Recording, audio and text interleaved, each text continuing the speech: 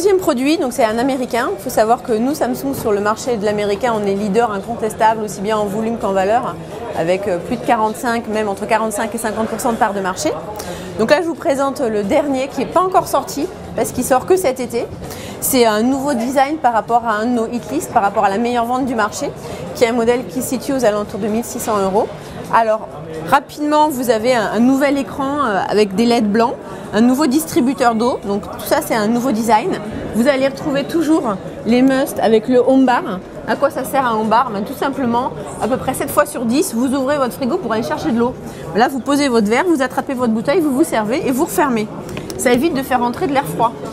Ensuite aussi, un des plus de Samsung, c'est que vous avez les poignées à dépression. À quoi ça sert aussi? À une ouverture super simple. Alors si on passe sur la partie frigo, vous avez un intérieur tout à fait premium et complètement redessiné, avec des vraies courbes beaucoup plus droites, beaucoup plus innovantes. Vous avez des finitions aussi bien des balconnets que des clayettes en aluminium. Pareil, en dessous des balconnets, c'est un mock-up, désolé, parce que c'était vraiment pour le jour J. Vous êtes les premiers à le voir.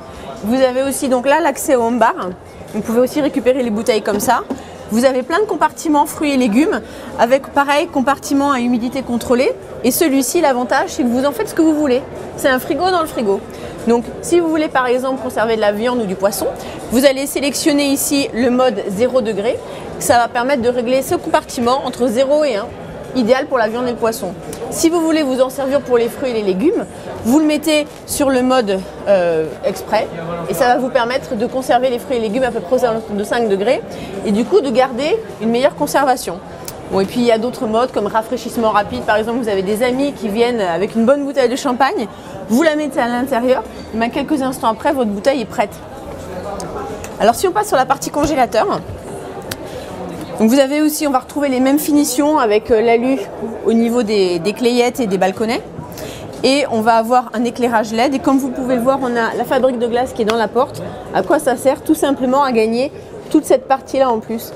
Parce que sur les entrées de gamme et sur les anciens frigos américains, ça c'était là. Et vous aviez tout ça en moins.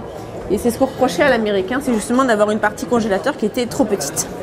Donc voilà, il sera disponible en A+ et en A2+ à partir de cet été.